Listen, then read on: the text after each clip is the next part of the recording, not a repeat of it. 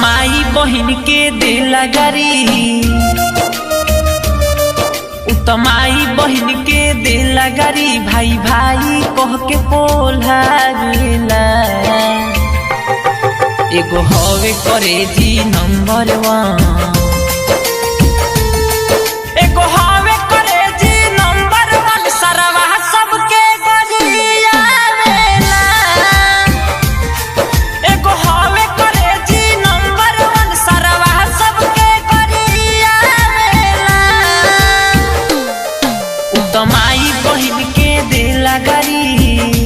Mix by Sneha recording studio Jamo Chand Tola. DJ mister S के सुधीश कुमार।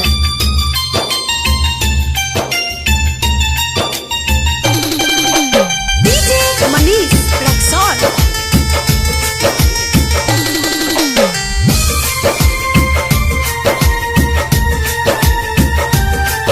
अपना के तेजू बनेला कहला पर कुछ तनेला कितना तारीफ करियो कर सबके नंबर से गनेला केहू के नहीं छोड़ताऊ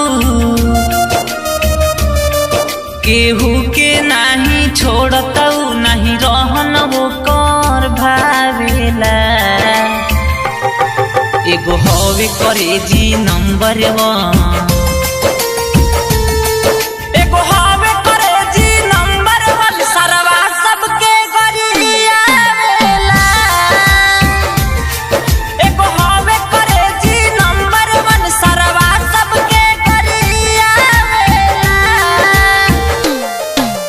माई बहन के दिला गारी। Mix by Sneha recording studio Jamo Chand टोला।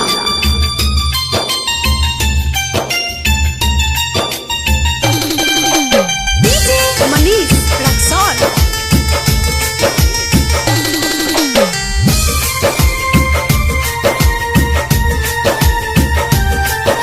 तो बोलेला बेपर्दा हो इज्जत के उड़ावे गर्दा हो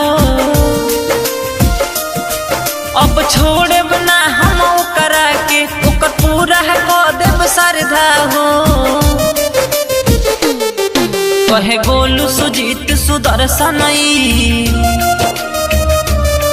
रितेश बलम में कहेला सब मिलजुल के समझावेला